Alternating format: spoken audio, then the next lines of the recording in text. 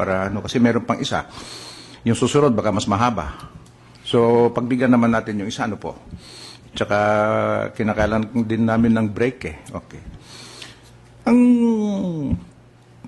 What I would like also to ask from you is, medyo nagulat ako nung sinabi mo na the issuance of a TRO should be based on moral ground eh. You want to amend Rule 65? Alam mo itong Rule 65 sa tingin ko hindi pa tayo abogado eh. Nandiyan na sa Rule 65 eh. Ngayon ko lang nalaman sa inyo, ay dapat dagdagan ng moral ground ang issuance ng TRO eh. Ngayon ko lang nalaman yan eh. Hindi ko naman sinabing Moral choice eh. kasama yung moral ground, Mr. Chairman. Oh, ano ba? Mali ang pagkarinig ko kasi mali ang pagkarinig Mr. ko. Chairman, Okay, go ahead. Ang sinabi ko, a judge or justice has to make a moral choice. Now, the way I understand it, pag ibinigay mo yung TRO, yun na yun eh. Hindi naman actually TRO yun. Alis na yun eh. Hindi naman talaga. Because I made that in reference to that, Mr. Chair. Let me finish it because I don't want the public to misconstrue me, please. Yeah. Because I don't want that the language of the TRO be corrupted. If you say TRO, TRO lang yan. Pero kung nakaalis na yung tao, hindi na TRO yan. Referring to a specific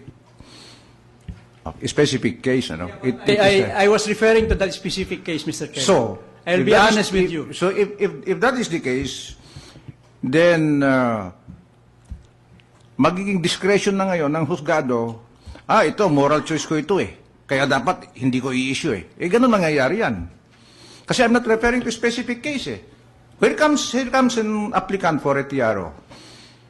Gigibay na yung bahay niyan. Sasabihin niya, wala na kaming titirahan.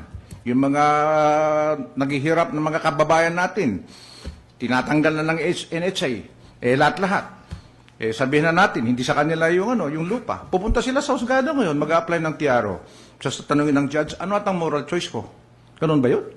That's why you have to use reason. The moral ingredient must be coupled with reason.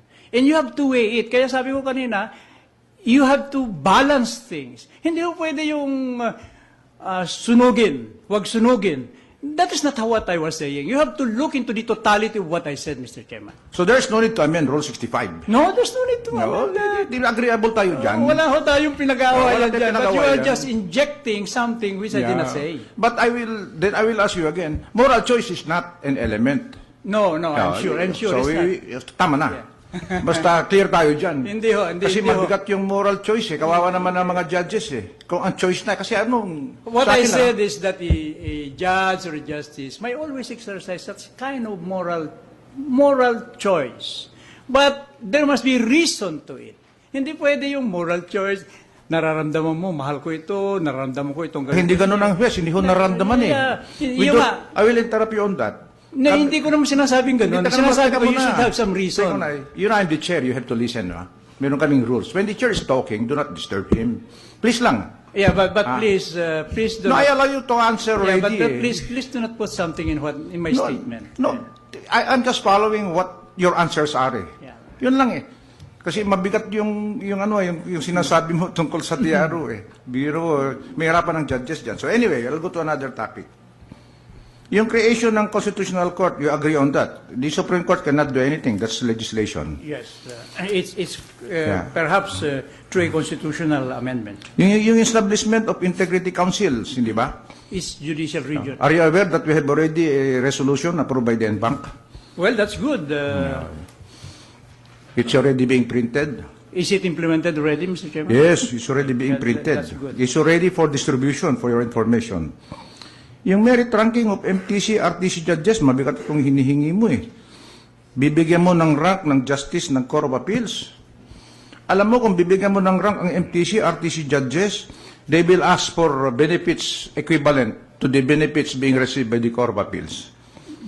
That's why it's an idea that you have to be fleshing out. These are all proposals which will need to be fine-tuned That's why. So when you say this and you read it, don't judge it because you have to make a counter proposal. What's your counter proposal to this? No, that's why I'm asking you, because if you become the Chief Justice, at least malalaman kung ano itong proposal mo, ano? Okay? Special priority to drug cases, other heinous crimes, That and is crimes. being done now, actually. What? We have been done. Okay. Alam mo ba kung you put this special priority to drug cases at saka other heinous crimes, probably because you are thinking of a delay. Hindi ho ba? Ganito ho yun. Kung bakit ganyan. Alam nyo yung mga witnesses dito, drugs cases, these are undercover agents.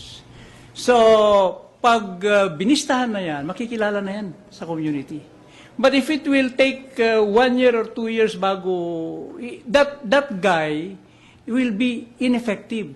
Kaya ang ginagawa ko dapat, the ideal situation tapusin mo na ang testimony niya, and then iyasay mo na sa malayong lugar para no one knows about him and he will be effective there. Kukunti lang ho ang police natin that are specialists on these things And this is the reason why there should be special priority to drugs cases. Oh, I thought you want this also because you want to improve the docket of the courts. This Yun ba yun? proposal is not a proposal in a vacuum. There is experiential So you want dimension to this. you want a better conviction rate. It's not really conviction, but tapusin mo. Yung Yung hearing, para you can be able to, you dispose of the case and you are able to utilize the resources of the government on other things. Kaya sabi ko nga, undercover agent, lumabas na yan, magagamit mo ba dito sa Metro Manila? Papatayin na ho yan. Okay.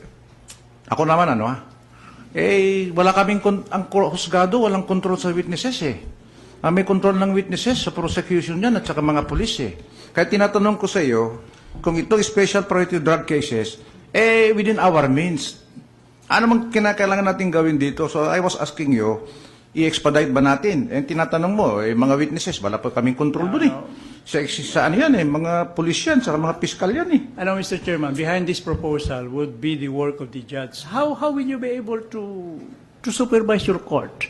How will you able to make the witnesses available? It's in the management ability of the presiding judge to marshal these resources. Siya ho nagdidikta niyan He has control. Alam mo, pag yan ang ginawa mo, pagsususpetsaan ka.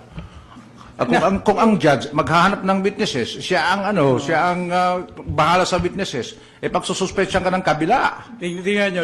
Ang witnesses, problema ng prosecution yan But how do you do it na hindi ka pagsususpetsahan?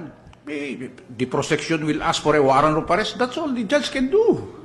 Nandiyan sa rules natin yan Well, you have to be creative in order that you address the principle of openness, yung principle of accountability, yung principle of efficiency. Ando dun ho sa management ng court yan Pag yan ang ginawa mo, walang mag-apply na judge.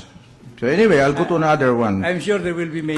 Crimes involved. Alam mo, naggaling ako sa judge You were also appearing before me. Many times you observed me Yes. I know, he's a good friend of mine. Yes, sir. Inobserve mo ako You were one Sa of the tingin ko, you best, can confirm that probably I was one of the fastest judges when I was in Quezon City. This is just anyway discussion. Yeah, discussion lang yan But our friendship But is... but you can confirm. the line. But you can confirm that Yes. you were when we were you were And you're in one the- of the best trial judges. I know you observed me when I heard when I was the one who heard the case of that famous policeman who shot a young boy. That fellow. I know you Yeah. monitored me. All the lawyers of IBP monitored me. Kaya magkaibigan tayo Kayo ni Justice Bersamin. Oo, kapatid Justice Bersamin, tama yan, Hindi kasi, clarify ko lang ito, because these are the proposals of Dean Amading. Yung maximizing and institutionalizing funding of mediation system, arbitration, Ginagawa na ho yan. Ginagawa na yan, okay, ginagawa na yan. Ito ang problema ko Amendment of the rules on pleas, allowing no contest pleas in certain cases and imposing community service as penalties, particularly to youthful offenders Eto, di ko masyadong maintindihan Kailangan din. mo eh. siguro ng legislation dyan, Mr. Chairman. No, but di maganda itong suggestion yun mo eh. Allowing no contest please in certain cases eh. Hindi ko po masyadong maintindihan because ang experience namin, in our experience, that's why one of